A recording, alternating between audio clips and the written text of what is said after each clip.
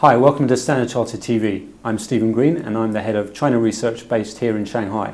I'd like to spend a couple of minutes talking to you about China's past and its future in terms of its economic growth. In the past 5 years we've seen China booming, double-digit rates of GDP growth, booming exports, booming investment, and even the Chinese consumer has begun to spend a lot of money. What do we see for the next 5 years though, 5-10 years? Well, we've obviously experienced some difficulties in the past 6 months with the global economy slowing down. But once the global economy recovers, we believe we're looking at rates of growth for China of around 8% a year on average. Where's that growth going to come from? Well, there's more investment to come.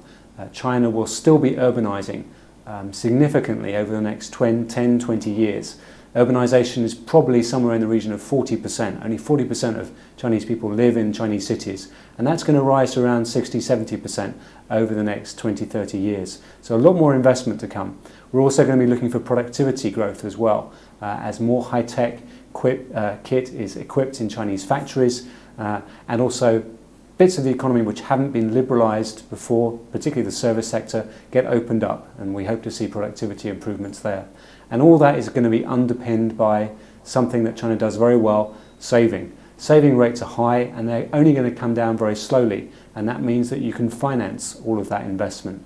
You put all that together and we believe that China is still a strong, stable growth story going forward over the next 10-20 years of around 8%. Maybe in 10 years' time that 8% will start to come down to about 2-3% over the next 30 years as China becomes more of a developed market and begins to become a more normal place like Europe and the US, where you see normal rates of growth of around 2-3%.